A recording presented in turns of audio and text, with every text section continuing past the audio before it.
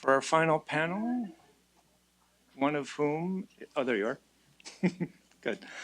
Okay, for those of you in the know, you've noticed that George Isham is here, but somehow I'm still sitting here. I'm thinking that the critique I will receive later will be quite interesting. So I look forward to it nonetheless. Have I channeled him appropriately today? So we have the final panel of two speakers who will talk about very specific approaches to providing discharge instructions. Once again, hold your questions until they've both completed their presentations, and then identify yourself, and we will move through that, and then the wrap up for the day. Probably someone who doesn't really need introduced to most people in this room.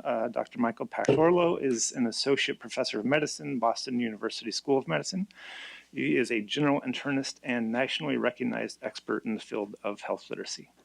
He is also a member of the Project RED research team, a nationally recognized model to re-engineer the process of hospital discharge to improve the safety and efficiency of transitions of care. And then the second speaker will be Dr. Charles Lee, who is founder and president of Polyglot Systems, Inc.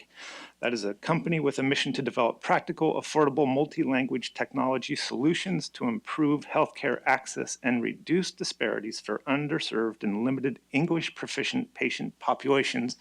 Breathe. Dr. Lee is an internal medicine physician and a past National Library of Medicine Fellow in medical informatics at UNC Chapel Hill and Duke University. He has extensive experience in medical software product development, as well as health literacy, user interface, and instructional design.